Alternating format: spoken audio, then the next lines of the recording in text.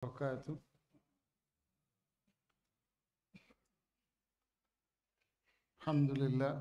Alhamdulillah ya ala ihsani wa syukru ala taufiqihi wa amtinani wassalatu wassalamu ala rasulillah wa ala alihi wa sahbihi wa man istana bi sunnatihi ila midini amma ba'd. Kita lanjutkan bahasan kita di kajian tentang manfaat dan madarat, kebaikan dan keburukan. Pada bagian kedua, mengambil hikmah di balik sebuah, mengambil hikmah dari setiap kejadian musibah dan keburukan. Di sini Imam Ibnu Qayyim menyajikan sebuah konsep syariah yang luar biasa dengan pendekatan contoh-contoh yang mudah sekali untuk dicerna oleh kita tentang sebuah maslahat dan madarat dalam konteks bagaimana kita mengambil hikmah di balik itu semuanya. Fadhal dibaca di halaman 237. Bismillahirrahmanirrahim. Qala musannif rahimahumullahu ta'ala. B. Memetik hikmah di balik setiap kesudahan. Kemaslahatan jiwa umumnya terdapat pada segala hal yang dibencinya, sebagaimana kemudaratan dan sebab-sebab kehancuran jiwa biasanya terkandung pada segala hal yang dicintainya. Faham?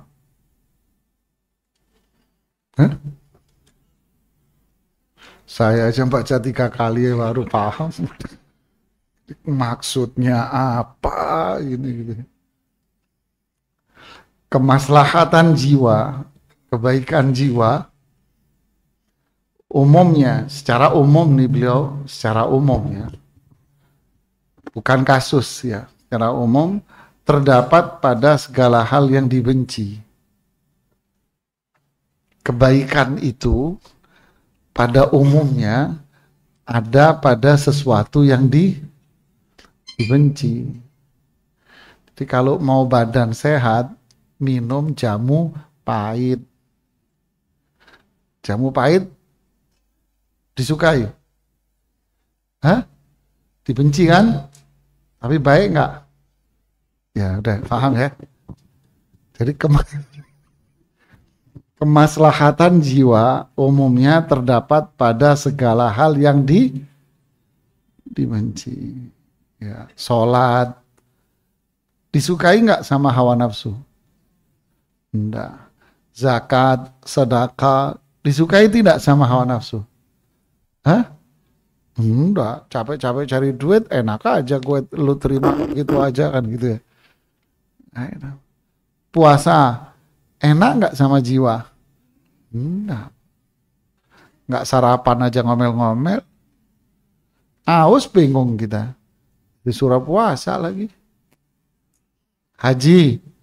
Udah keluar duit mahal, tidur ngeletak lagi pinggir jalan.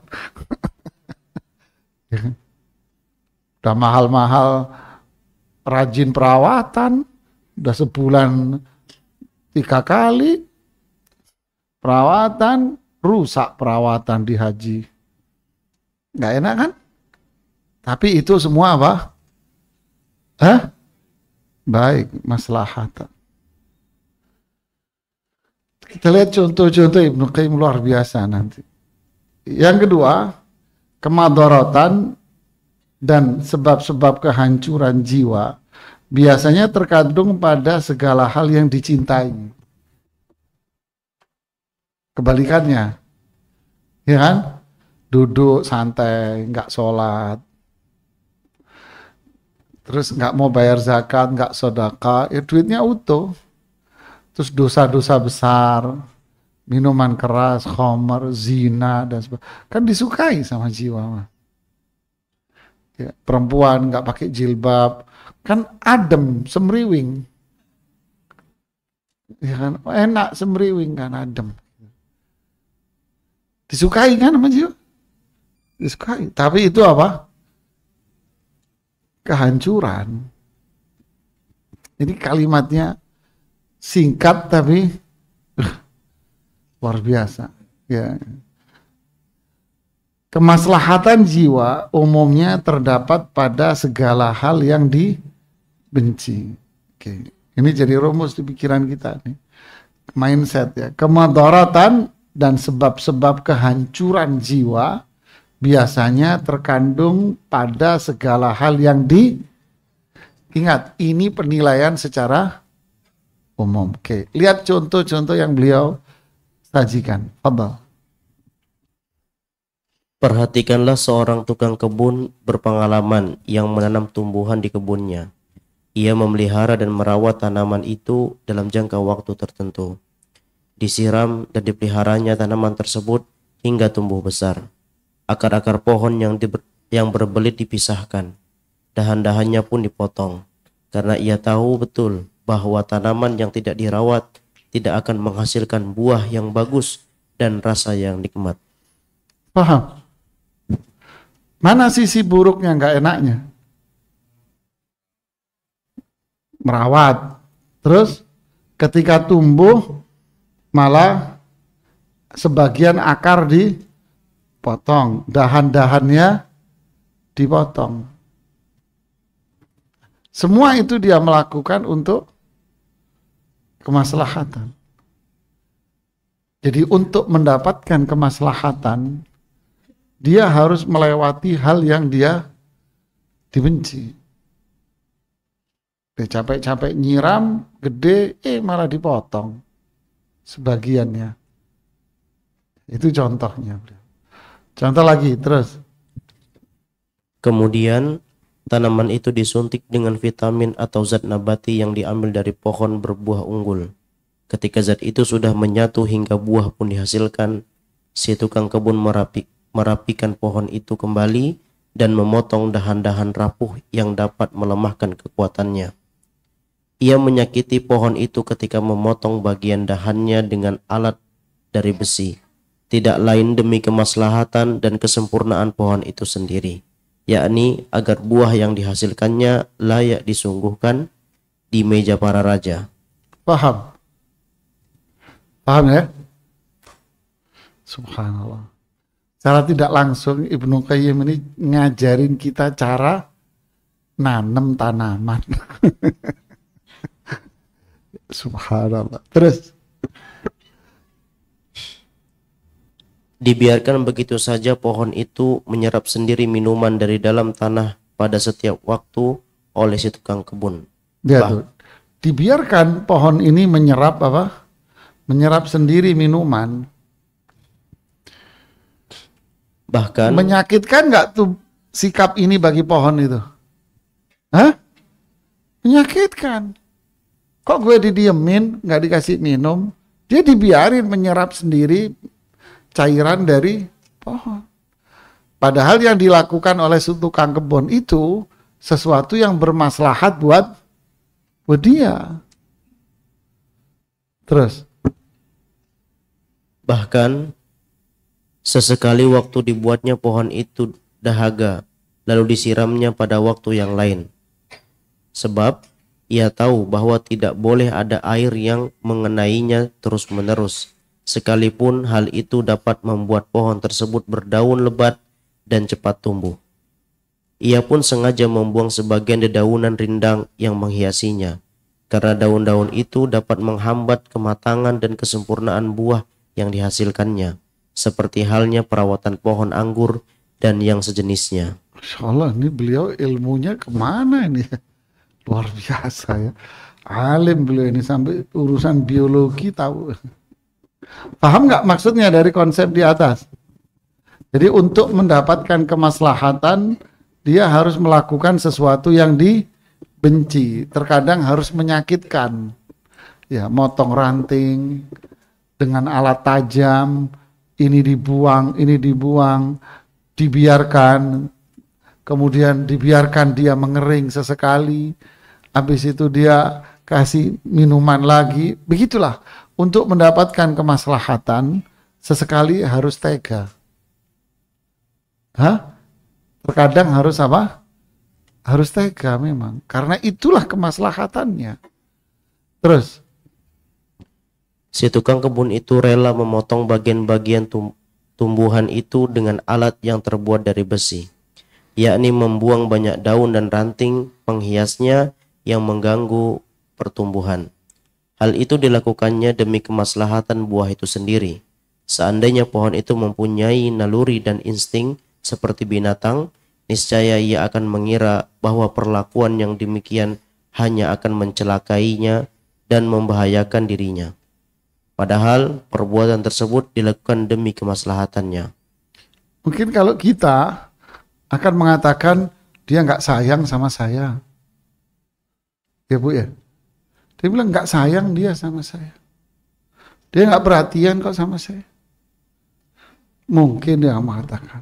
Padahal apa yang dia lakukan itu adalah kemaslahatan.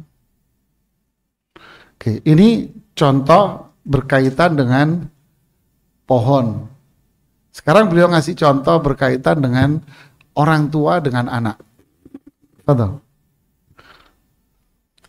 Begitu juga jika si ayah melihat bahwa sebagian anggota tubuh anaknya harus diamputasi demi kesembuhannya, niscaya ia akan memotong bagian tubuh tersebut. Semua kelewatan. Atasnya. Kelewatan. Atasnya. Seperti itu pula perlakuan ayah yang mengasihi anak kandungnya. Lihat, ayah yang mengasihi anak kandung, ibu yang mengasihi anaknya. Lihat ini. Dan mengerti benar kemaslahatan anak itu. Apabila si ayah mengetahui bahwa kemaslahatan anaknya hanya bisa diraih dengan cara hijamah, yaitu bekam. Hijamah ini bekam. Terus? Yaitu mengeluarkan darah kotor yang ada pada tubuhnya, maka ia pasti akan rela mengiris kulit anaknya dan membuka jalan darahnya agar mengalir keluar, meskipun anak itu akan merasa kesakitan. Ya maaf. Jadi terkadang kemaslahatan itu diperoleh dengan cara apa? Menyakitkan. Pelajaran dari sini berarti bekam yang afdol itu diapain? Disayat. Kalau tega kan gitu kan ya. Terus lihat contoh lagi. Begitu juga jika si ayah melihat bahwa sebagian anggota tubuh anaknya harus diamputasi demi kesembuhannya, niscaya ia akan memotong bagian tubuh tersebut. Semua itu ia lakukan karena kasih sayangnya kepada si buah hati. Nabi Ibrahim mau ngapain? Mau menyembelih anaknya. Demi apa? Kemaslahatan. Kebaikan itu. Dia harus menyembelih anaknya. Iya, kebaikan. Karena apa? Perintah Allah. Syekh Mustafa Al-Adawi di bukunya tentang Tarbiyatul Aulad, beliau bilang banyak ibu-ibu sekarang dengan dalih kasih sayang membiarkan anak nggak bangun subuh dengan dalih apa? Kasihan. Tak lagi juga bangun sekolah, kasihan. Udahlah, lagian masih kecil, deh jangan lebay deh, anak masih kecil kok, ntar juga ngerti sendiri. Oke kan? 2, masalah apa? Sholat, udahlah masih kecil biarin, ntar udah gede juga ngerti sendiri. 3, apalagi Bu? Banyak deh. Pakaian, aduh masih kecil dikerobongin kayak lepet aja. Katanya tahu lepet nggak Bu? Iya, masih kecil, udahlah nanti kalau udah gede juga ngerti jilbab. Ini kembali kepada prinsip yang kedua. Kebinasaan itu diperoleh dengan apa? Apa tadi? Dengan apa yang dia sukai. Padahal itu apa? Itu kebinasaan itu. Itu kehancuran itu. Dulu kita melihat, kita dipukul oleh guru, itu adalah kebaikan, kemaslahatan. Dipukul itu biar pinter, katanya orang. Kita dulu kalau pulang terus ngeluh ke rumah, ngeluh karena dulu ditabok, dikepuk sama guru, sama ustadz, di tempat ngaji. Jawaban umi kita apa, abah kita? Biar pinter. Iya nggak? Contoh lagi, kita dulu belajar sepeda, ini di luar ngaji deh, belajar sepeda. Jatuh, lutut kita berdarah-berdarah, bahkan kulit kelupas. Umi kita bilang apa? Mau pinter ini namanya. Ini mau pinter, nggak apa-apa.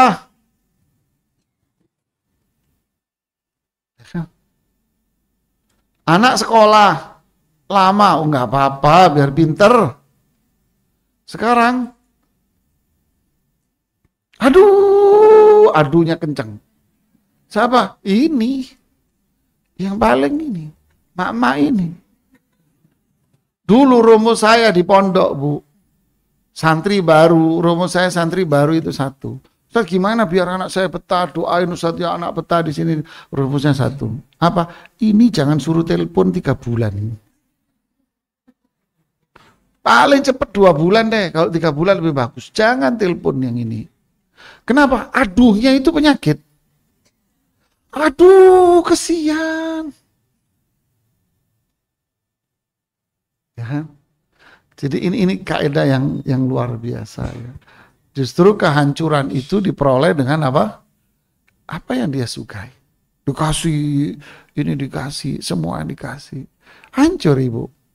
Ada satu kasus anak kelas 1 SMP dulu terlibat pencurian. Oke. Orang tuanya tidak terima sama saya. Dan tidak terima sama ustadz yang mengurusi waktu itu. Saya korek-korek, ternyata apa? Ternyata itu tadi, dibiarkan anak ini berada dalam apa yang dia cintai. Ketika dia minta duit, ambil tuh di laci. Ambil di laci. Mindset dia sampai lulus SD. Lulus SD ke pondok, nggak punya duit.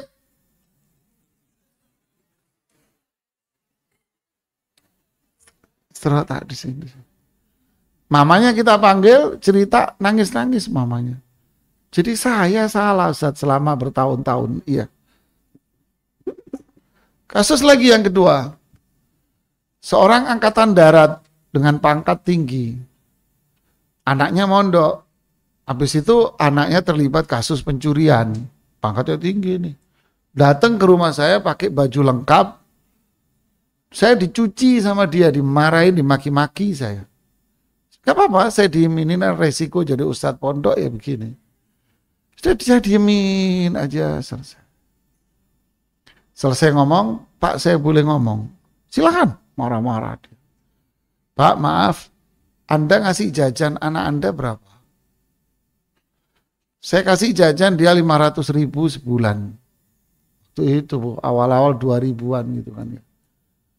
Ya, nasi sebungkus itu ya berapa lah di sono, cuman 1.000 atau berapa. Oh 500. Saya bilang kalau nilai kamu bagus-bagus, ayah tambahin lagi 500.000. Ternyata nilainya bagus Ustadz. Saya tambahin 500.000. Oke, yang 500 ditaruh di mana? Di tabungan. Dia ngambil setiap hari. Lalu yang 500.000 satunya di mana? Di rekening. Oke, berapa hari tabungan ini semua habis? Enggak tahu. Tabungan uang yang Anda kasih habis dalam 2 minggu, terkadang 3 minggu, Pak. Hah? Enggak percaya? Saya panggil anakmu. Saya bilang. Sisa harinya dari mana dia? Karena terbiasa jajan 1 juta anak-anak SMP kelas 1, 1 juta habis di 2 minggu. Habis di 3 minggu umpama. Berarti sehari berapa itu? Nah, kalau sisanya uangnya habis, nunggu awal bulan bapaknya. Gimana? Dari mana dia harus jajan? Hah? Nyolong.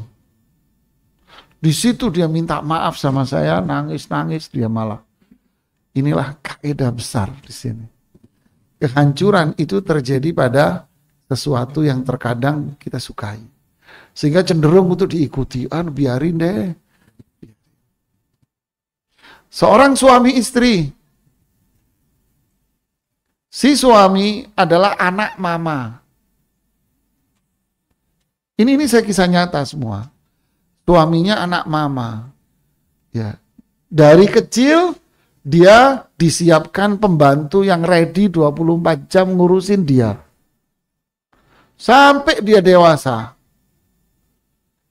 Pembantu siap apapun yang dia kalau butuh apa-apa teriak, "Mbak! Mbak!" Terus begitu.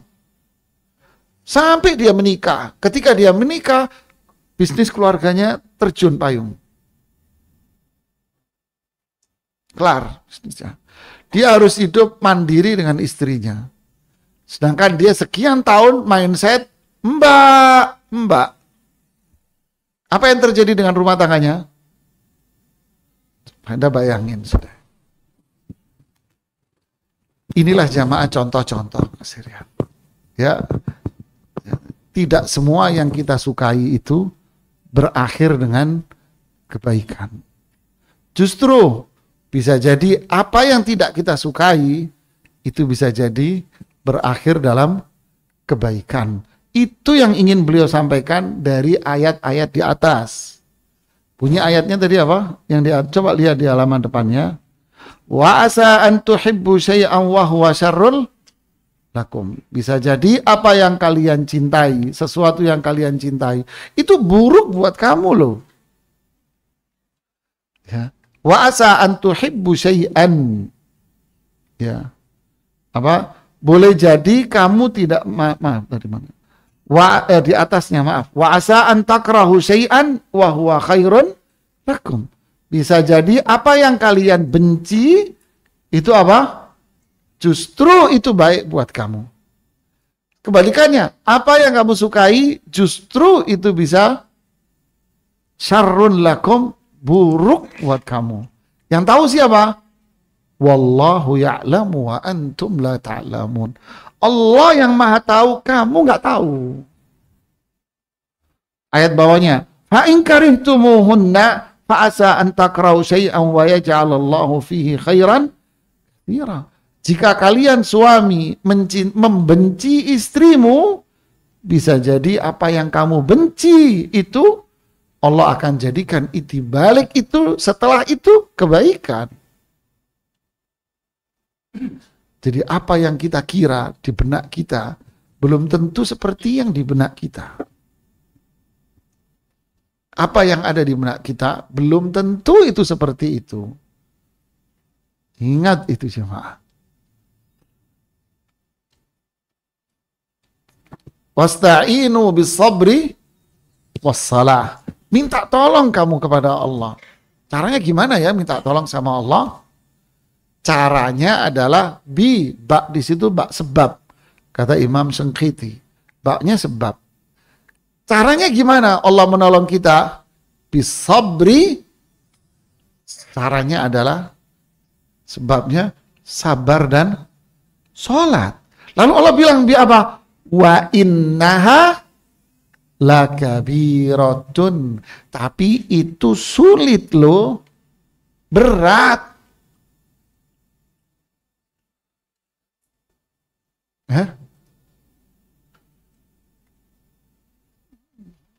Allahu Akbar. Rumusnya apa? Wa amma man khafa maqama rabbih wa nahan nafsa 'anil hawa fa innal jannata hiyal ma'wa. Siapa yang takut hari di mana dia bertemu dengan Allah hari kiamat. Yang kedua apa? Ini garis bawah. Wa nahan nafsa 'anil hawa. Dia mencegah dirinya dari hawa nafsu. Itu sesuatu yang apa? Yang disukai, yang disenangi.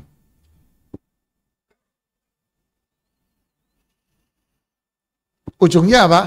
Berarti kan harus perang nih melawan apa yang disukai.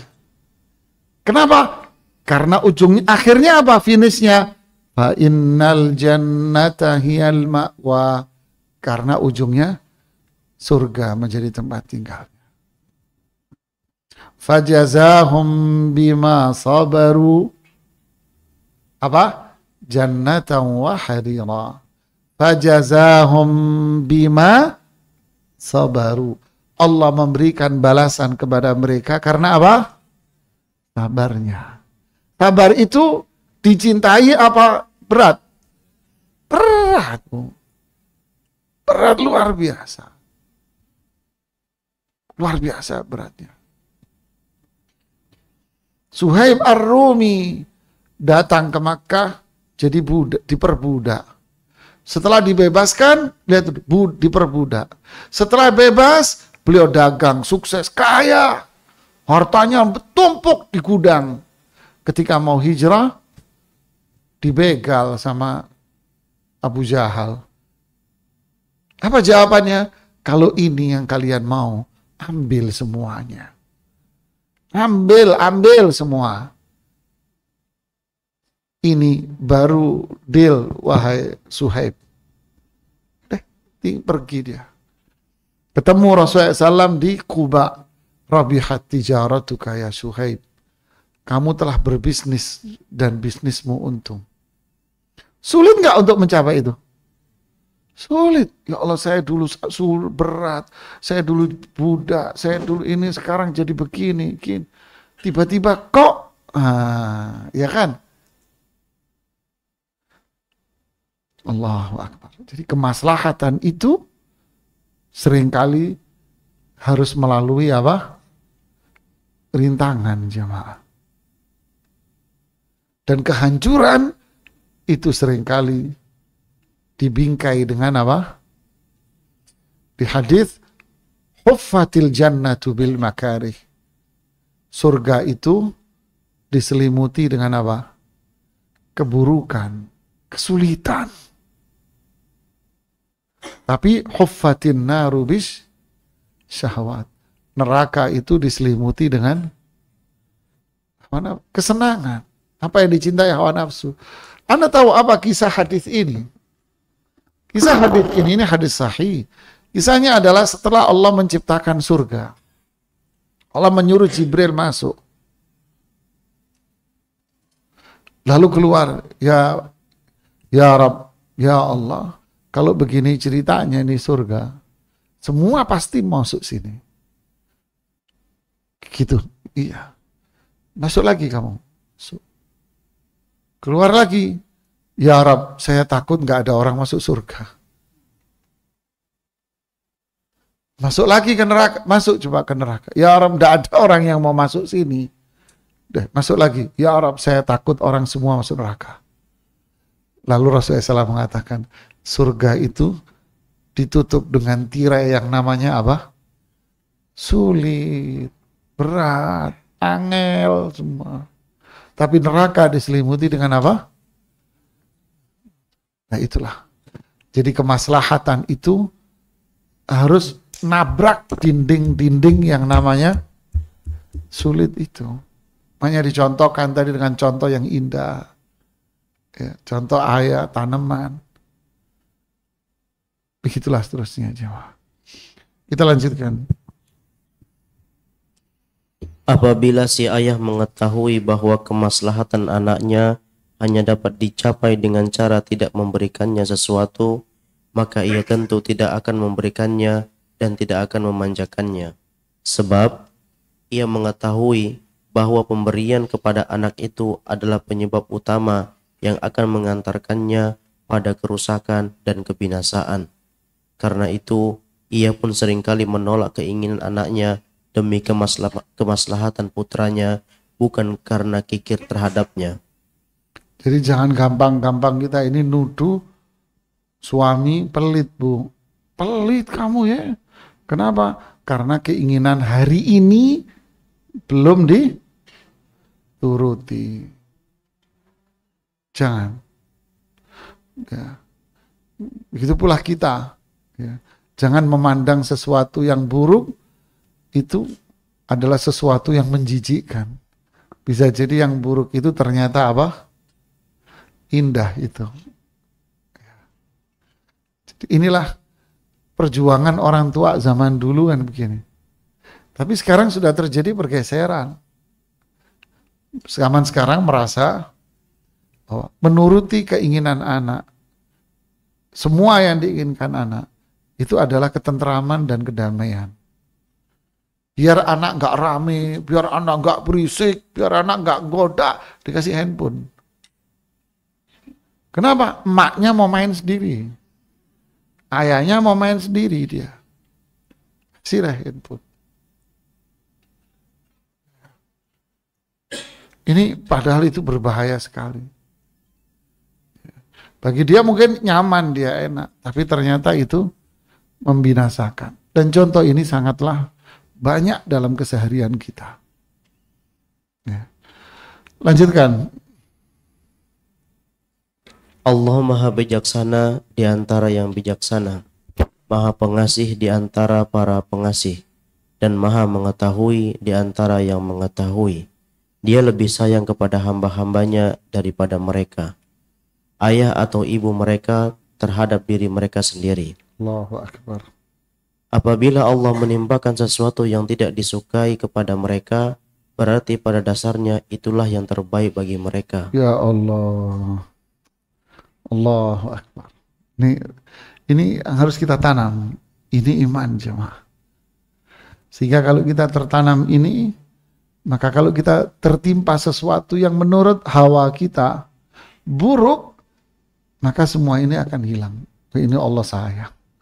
Allah jauh lebih sayang kepada kita daripada orang tua kita sendiri. Allah jauh lebih sayang. Menurut kamu, mungkin gak si ibu ini melempar anaknya ke jurang, ke api itu? Kata Rasulullah SAW. Tidak ya Rasulullah. Allah lebih sayang kepada kalian daripada ibu kepada anaknya. Berarti apa? Nggak mungkin Allah memberikan sesuatu yang murni itu buruk. Tapi Allah memberikan kepada kita sesuatu yang mulia.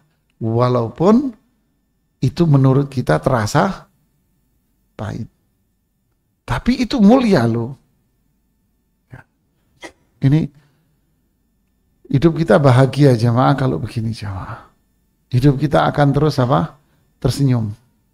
Ya. Senyum kita akan indah senyumannya. Senyumnya bukan senyum terpaksa. Tapi senyumnya dari mana? Karena memang hatinya bangga dengan itu semua. Fadal, lanjutkan. Hal itu dilakukannya karena mempertimbangkan yang manfaat bagi mereka, di samping sebagai bentuk kebaikan dan kelembutan darinya untuk mereka. Seandainya hamba-hambanya diberikan kebebasan untuk memilih sendiri jalan hidupnya, niscaya mereka tidak akan sanggup mewujudkan kemaslahatan bagi diri mereka sendiri, baik kebaikan dalam hal pengetahuan, kehendak maupun perbuatan. Allahu Akbar. Kalau diserahkan pada diri kita sendiri nggak bisa milih mana yang baik buat kita. Kenapa? Terbukti kok makanan ngawur kok kita makan. Apa yang di meja kita makan semua kok. Apa yang di depan mata kita makan semua kok. Kenapa? Ya kita nggak bisa memilah dan memilih. Ngawur kita. Ya, buktinya lagi masuk supermarket. Ngawur juga tangan ngambilnya. Iya kan? Udah saya nggak ngeliat ibu-ibu deh, saya ngeliat sini aja. Enggak, saya nggak ngeliat ibu-ibu. Lihat sini deh. Bapak nih ngawur nih kalau masuk supermarket, Pak. Ngambil segala macam, pulang 2 gerobak. Nyampe di rumah jadi apa? Tumpukan di gudang bulan yang lalu belum habis. Bilang lagi, habis dapur. Padahal masih yang habis cuma 1-2 item. Udahlah, jangan dilanjutin. Artinya, itulah kita. Bahwa kalau dibiarkan itu kita memilih sendiri, kacau bin balau bin ruwet. Nggak jelas. Tapi itulah Allah yang maha mulia, maha agung, maha sempurna kebaikannya. Terus adzan ya. Fadhal adzan dulu.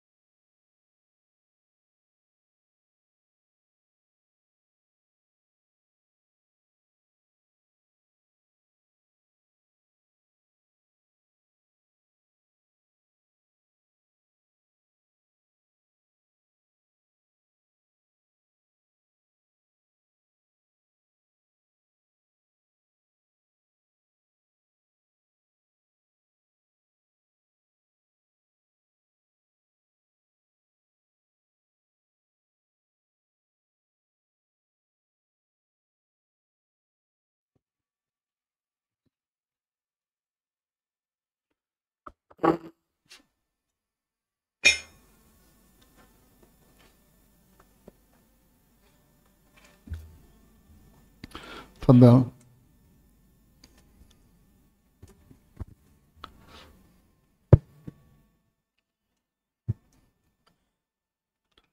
Sungguh, Allah mengatur mereka berdasarkan ilmu, hikmah, dan rahmatnya, baik mereka suka ataupun tidak terhadap pengaturannya.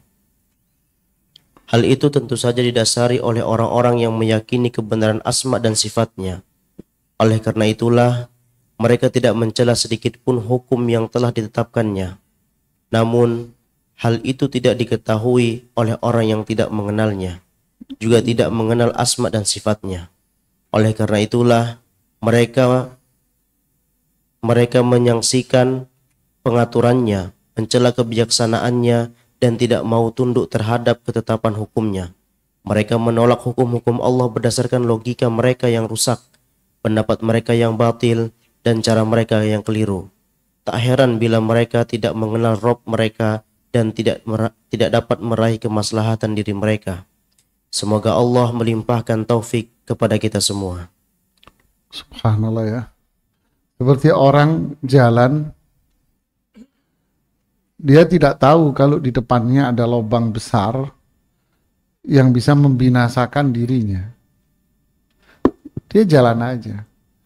Tiba-tiba orang dari belakang memegang dan menarik dia. Dia ditarik mundur ke belakang. Ditarik dia mundur ke belakang. Orang ini marah, mukulin dia. Karena dianggap apa? Mencelakai dia. Dipukuli, marah. Kenapa? Karena dia nggak tahu. Kalau di depanmu itu jurang, Mas. Kamu itu diselamatin. Tapi Anda nggak. Itulah mereka yang tidak mengenal. Tapi kalau orang yang mengenalnya, dia akan berterima kasih dia. Dia akan dibalas. Dan balasan dia tidak akan bisa menyamai kebaikan orang itu. Tidak akan bisa. Nah itulah bedanya. Ya. Bahwa dia mengira apapun yang gak sesuai dengan hawa nafsunya, sudah jadi jelek semua. Na'udzubillah. Terus? Apabila seorang hamba mampu mengenal Allah beserta asma dan sifatnya, maka kehidupannya di dunia ini akan menjadi tentram. Nah, ini jamaah. Nih, garis bawah ini. Mengenal Allah dengan asma dan sifatnya, hidupnya jadi tentram. Terus? Ia akan merasakan kenikmatan yang tidak dapat dibandingkan kecuali dengan kenikmatan surga di akhirat kelak.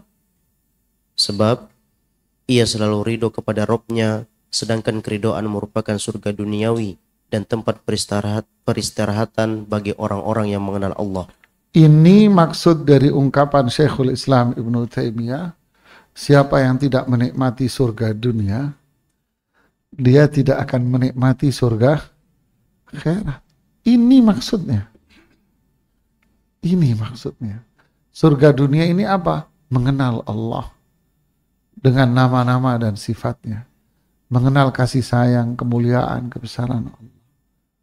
Itu surga dunia. Sudah, dia akan menikmati apapun yang Allah tentukan, takdirkan pada dia. Makanya zikir alhamdulillah itu disyariatkan dalam setiap kondisi yang sering kita jelaskan. Kita ini musibah, alhamdulillah. Itu Allah sayang sama saya. Itu kebaikan loh. Allah kasih nikmat, ya alhamdulillah. Itu juga nikmat. Semuanya membaca apa? Alhamdulillah. Terus? Ia akan menerima dengan lapang dada semua ketentuan takdir Allah yang berlaku untuknya, yang sejatinya merupakan pilihan Allah untuk dirinya. Allahu Akbar. Dia akan menerima lapang dada takdir Allah buat dirinya. Kenapa? Karena itu pilihan Allah buat kita. Allah takdirkan saya, Anda seperti ini. Ditimpa musibah itu. Berarti apa? Berarti itu pilihan Allah untuk saya. Dan pilihan Allah pasti mulia.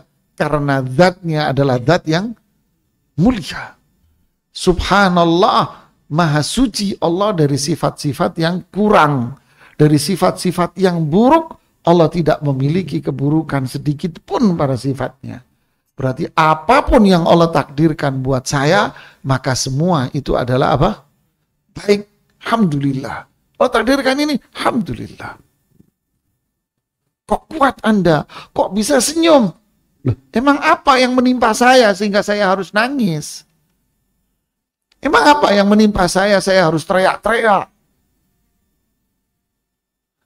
Mas, Mbak, apa yang menimpa saya ini baik, mulia. Saya senyum, bangga, saya ucapkan alhamdulillah. Tapi orang yang melihat itu, orang yang mendengar itu bukan orang yang kenal sama Allah. Sehingga bilang apa? Gila nih orang. Atau satu lagi yang mulia, wali nih. Wali nih mas. Wali kutub. Waduh, kutub utara. Loh, ini gimana ini? Subhanallah ya. Ya, tapi memang ada diupayakan. Ada ibu-ibu datang nangis. Berapa hari ini sering, Bu? Datang nangis. Saya diam senyum. Kenapa, Bu? Suami saya kawin lagi, Ustaz. Nangis terus. Habis kawin lagi, suami ibu jelek nggak sama ibu? Enggak sih, tambah sayang Ustaz. Terus kebutuhan ibu dipenuhi seperti biasa. Ibadahnya tambah rajin Ustaz. Sebetulnya saya mau sayang, tapi saya nggak kuat Ustaz, harus nangis. Saya ketawa. Ustaz kok ketawa? Iya saya senang Bu ngeliat ibu nangis. Aduh, jadi dia sebuah perjuangan ya, dia harus melawan apa namanya, dorongan keibuan dia gitu ya. Saya bilang, saya malah bangga ibu-ibu nangis, tapi kalau ibu datang dengan muka ditekuk, ini bahaya ini. Jadi begitulah, kita harus berjuang, makanya disebut apa? Walladzina jahadu fina lanahdiyannahum subulan. Orang yang jihad itu apa? Perang, melawan, kata Ibnu Qayyim. Jihad yang tertinggi itu melawan apa? Ini melawan peliknya hawa nafsu ini loh. Sehingga kalau udah sampai tingkatan seperti dijelaskan beliau ini, waduh, Allahu Akbar. Coba lihat sahabat yang perang sama Rasulullah SAW. Tangannya putus, kakinya pincang, ininya luka-luka, bolong semuanya. Apa jawaban mereka? Ya Rasulullah, ada pertempuran lagi enggak? Kata Khalid bin Walid apa? Andai saya berada di malam pertama, dengan saya berada di medan pertempuran, malam harinya tidur dengan kondisi yang sangat sulit, ini lebih aku cintai daripada yang itu.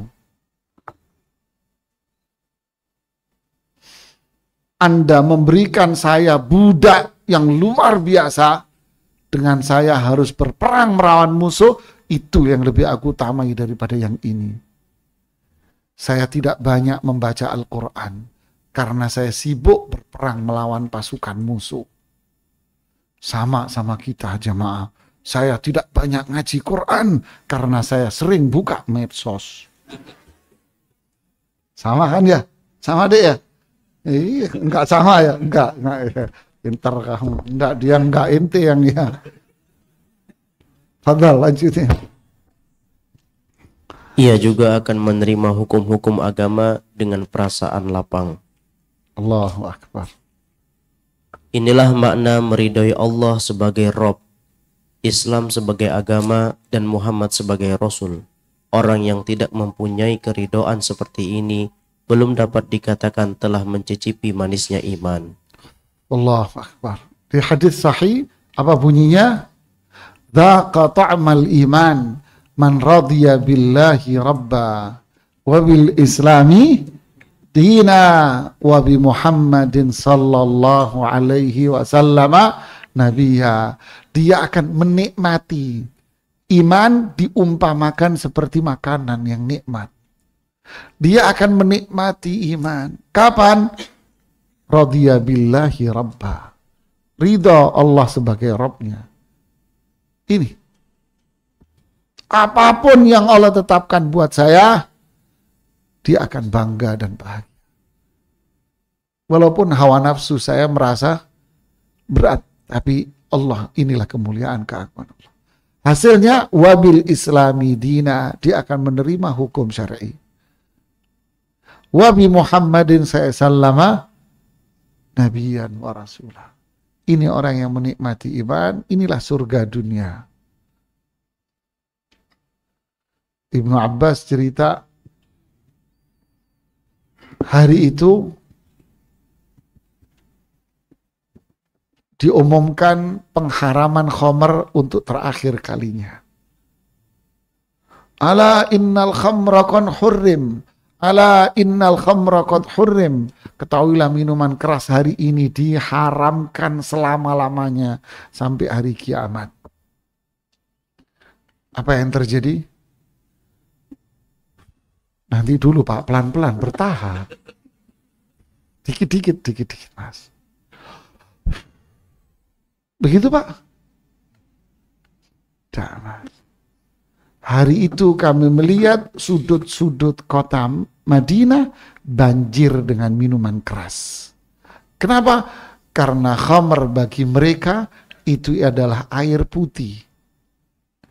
Mereka dulu minumnya hari-harinya apa? Artinya sudah mendarah daging loh. Tapi ketika Allah bilang haram, hari itu juga menit itu hilang. Riba diharamkan, hari itu juga clear bersihnya bisnisnya. Menikah, batas menikah perempuan, menikahi perempuan 4, clear, hari itu sisanya dicerai semua. Yang dicerai juga menerima lapang dada dengan bahagia. Begitu seterusnya Jawa. Kenapa? Raditu billahi. Kita, yaitu tadi, pelan-pelan Mas, ini sih haram. Kapan? 20 tahun yang lalu. Astagfirullahaladzim.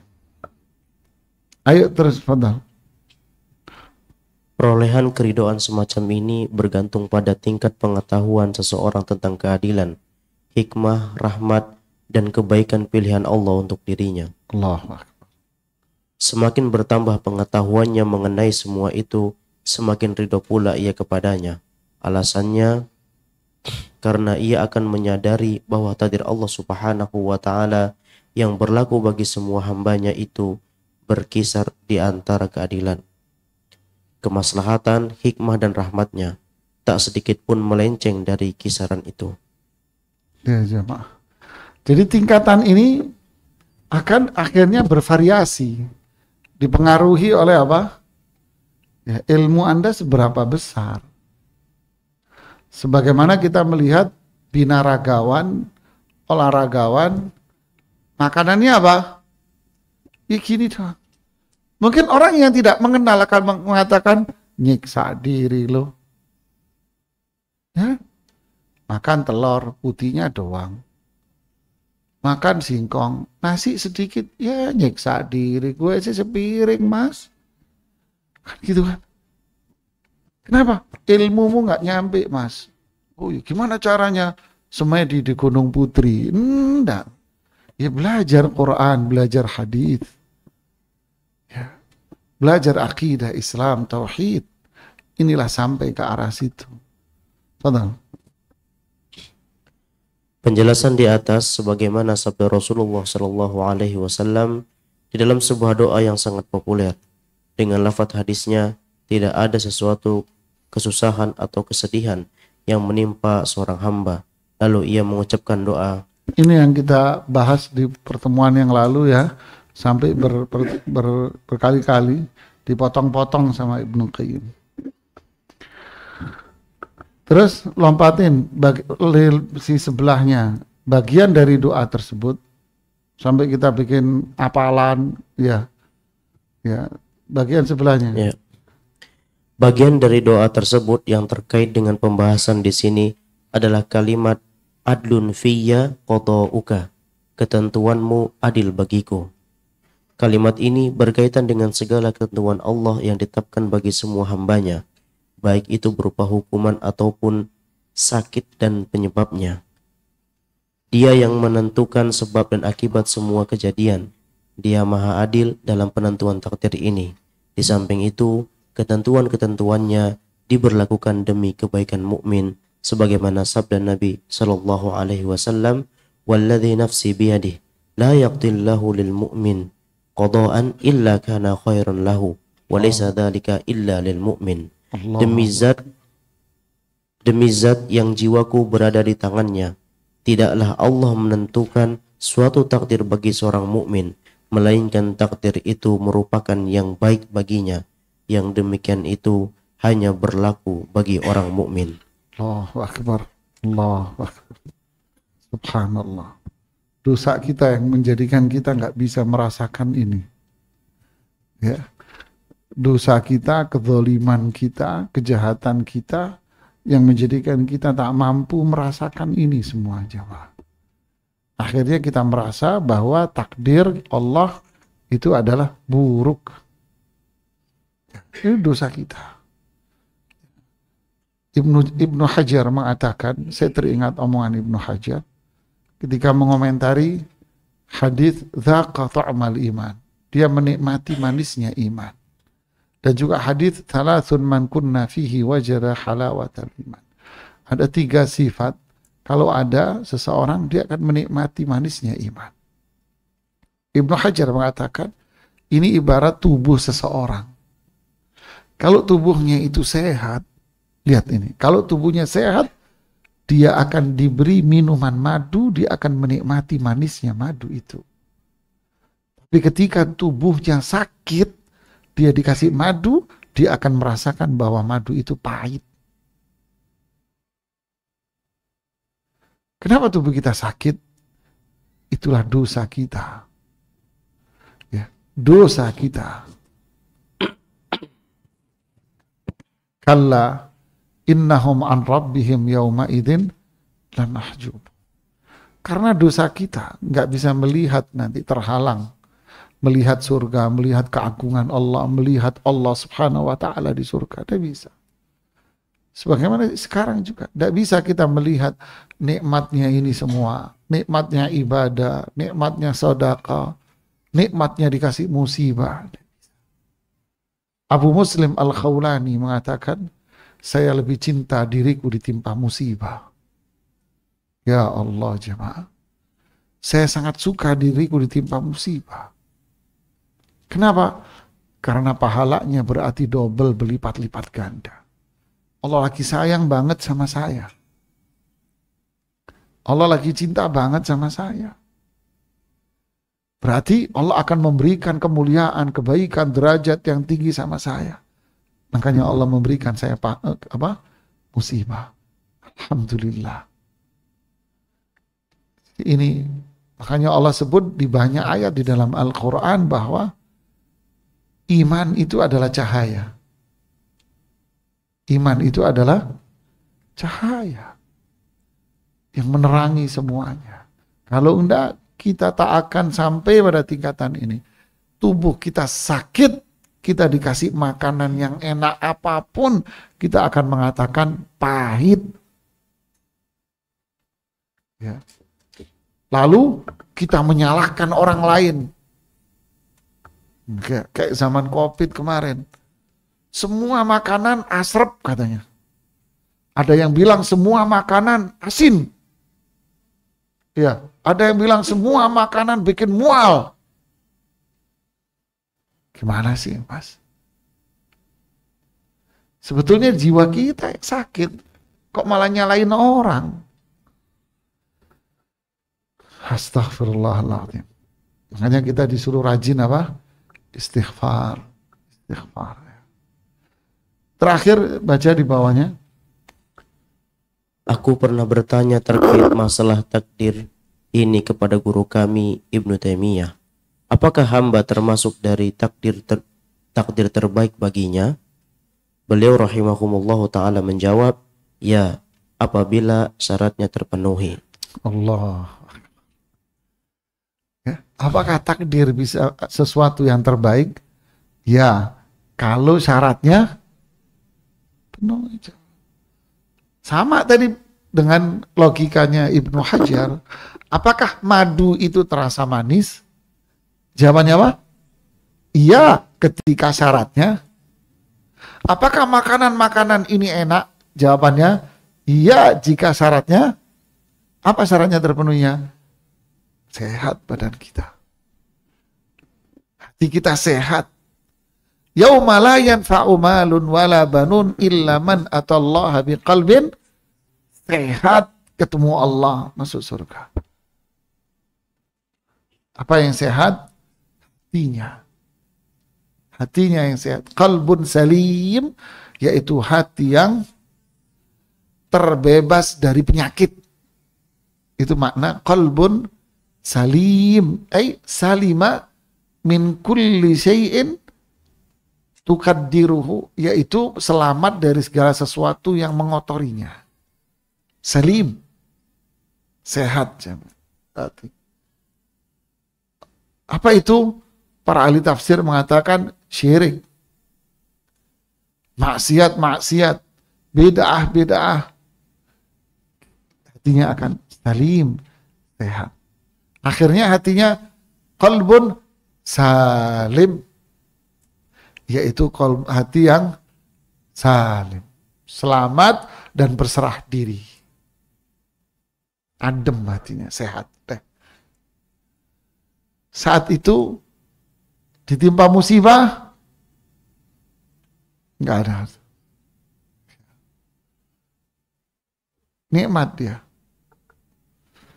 Kemudian, secara tidak langsung, guru kami itu berpendapat bahwa secara umum dosa yang menimpa hamba merupakan takdir yang baik bagi dirinya.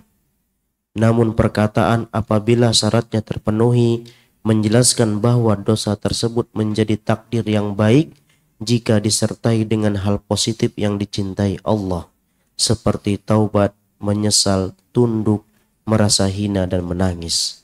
Allahu akbar.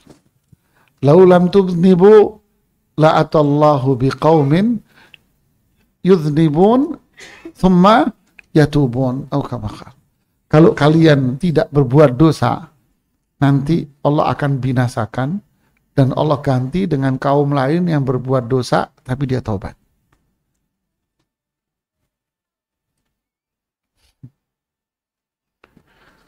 Siapa sosok pendekar itu? Orang yang sering digebukin. Ketika ada orang yang menggebuk dia, dia tahu ini orang mau gebuk saya dari arah mana. Kenapa? Karena terlalu sering digebukin. Iya enggak? Dia udah hafal, Mas, tahu. Ini begini nih. Nanti larinya ke sini dia. Dia udah pendekar sudah. Tapi kalau dia menjadi anak manja yang hidupnya nggak pernah digebukin, ya nggak ada. Jadi berbuat orang yang dia salah, maksiat, baik nggak buat dia? Baik. Kapan syaratnya terpenuhi? Apa itu? Taubat, menangis, dia akan mulia di situ. Artinya dia besok tidak akan terkena dosa yang sama. Tapi besoknya dia akan dosa lagi yang lain. Dia taubat lagi. Besoknya lagi dia taubat lagi.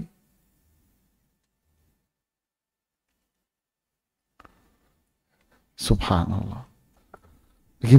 Inilah manisnya iman. Wallahu ta'ala a'lam bissawab. Semoga Allah mengampuni semua dosa-dosa kita. Silakan kalau ada yang mau bertanya.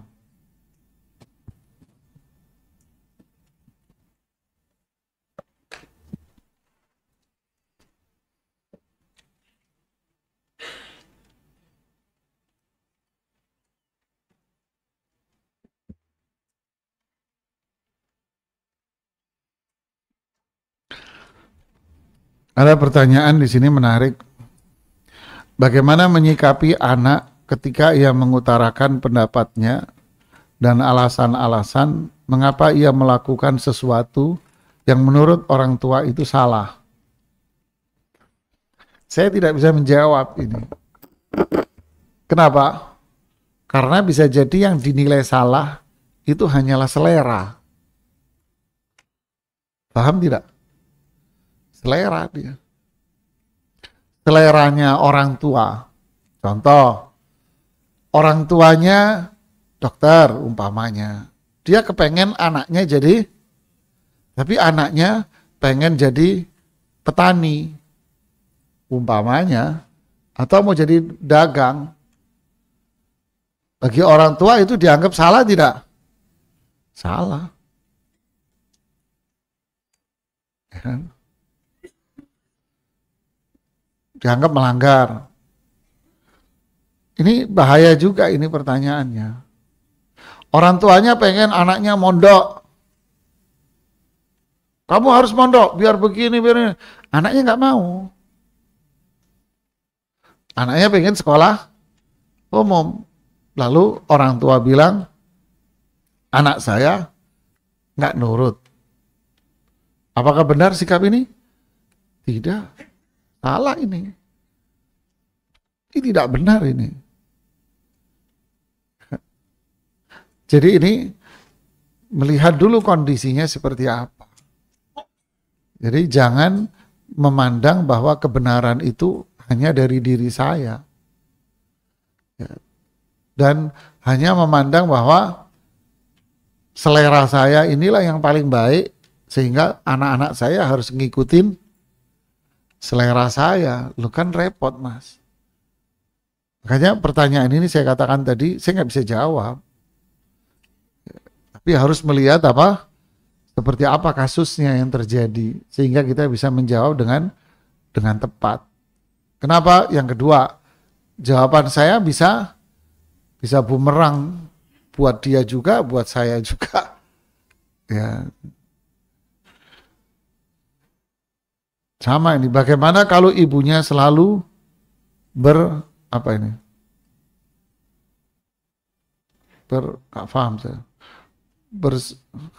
keras dan marah-marah dalam menyuruh anaknya. Nah, kalau ini negatif kelihatan, nyuruh sambil marah-marah. Sekarang saya balik, mau nggak Anda disuruh sambil diomelin? Mau? Ya kalau Anda nggak mau, ngapain Anda ngelakuin buat orang? Ayo. Mau nggak Anda disuruh sambil dimaki-maki? Mau? Terus kenapa Anda melakukan itu? Kenapa Anda melakukan itu? Laki-laki pulang ke rumah marah-marah sama istri. Anda mau nggak dimarah-marahin orang? Nggak mau kan? Terus ngapain Anda ngelakuin? Inilah sifat yang disebut di Al-Quran dengan nama tatfif. Wailun lil mutaffifin. Itu bukan sekedar masalah beli kangkung minta bonus telur. Bukan. Kalau beli minta perfect, giliran dia dagang curang. Bukan. Itu sekedar contoh. Kata Syekh Muhammad Shalih Utsaimin, ini contoh. Allah ngasih contoh ke kita. Maksudnya apa? Maksudnya adalah hidup tidak seimbang. Menuntut orang berbuat baik, tapi dia sendiri tidak mau. Anaknya disuruh begini. Menurut dia nggak cocok, karena nggak cocok dengan selera dia. Marah-marah sama anaknya. Oke, sekarang saya balik. Anda mau nggak digituin? Terus Anda nggak suka, Anda dimomelin, dimaki-maki, suka? Nggak mau kan? Itu ngapain Anda lakukan? Jahat banget kamu. Ya kan? Jahat banget Anda.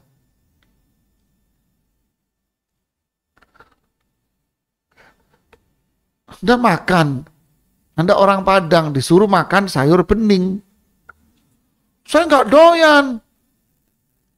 Terus dimaki-maki. Kamu itu nggak syukur ya. Wah, dimaki-maki. Anda mau digituin? Ya udah jangan. Ini orang jahat banget nih orang kayak gini. Makanya Rasulullah SAW bilang apa? La yu'minu ahadukum hatta yuhibba li akhihi ma yuhibbu li nafsi. Ini orang tidak beriman sampai dia menyukai saudaranya seperti dia menyukai. Loh, ukur dirimu. Kamu kalau digituin suka enggak? Enggak. Ya udah, jangan lakukan itu sama orang. Kamu sukanya apa? Oh, lembut, santun, disenyumin. Ya lakukan itu sama orang karena kamu mau digituin.